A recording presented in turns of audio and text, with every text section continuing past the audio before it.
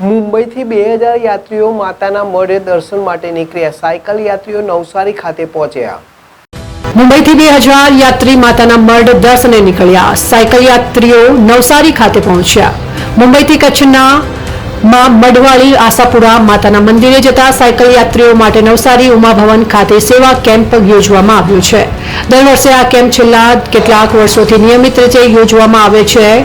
સમાજના યુવાનો દ્વારા પોતાના ખર્ચે આયોજિત આ કેમ્પમાં યાત્રીઓ માટે વિવિધ સુવિધાઓ ઉપલબ્ધ કરાવવામાં આવે છે.